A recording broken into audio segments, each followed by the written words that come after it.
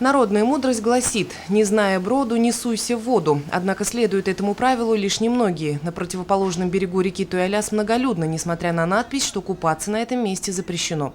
Молодые люди прыгают в воду прямо с дамбы. Многие из них подогревают кровь спиртными напитками, усугубляя опасность несчастного случая.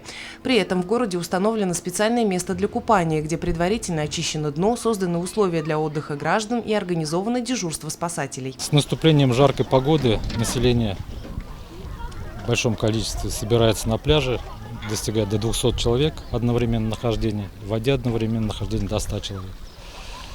Как бы это все понятно и приятно, но, к сожалению, происходят события, всем известные, которые могут привести к печальным последствиям.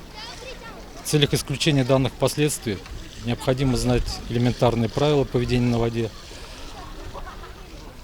которые написаны на стендах, развешанных на территории пляжа.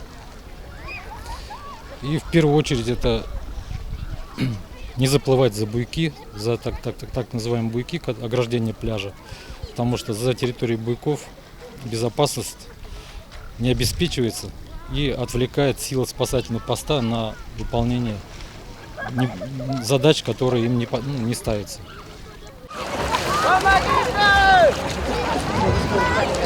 Независимо от возраста и рода деятельности, каждый человек должен освоить правила оказания первой помощи тонущему, ведь спасатели не всегда могут оказаться рядом. А также специалисты не устают предупреждать: будьте внимательны на воде, она ошибок не прощает. Помните, что нет ничего дороже человеческой жизни. Алина Полянская, Гуль Хамитова, Азамат Галин, Любовь Карпова, телекомпания СТВ.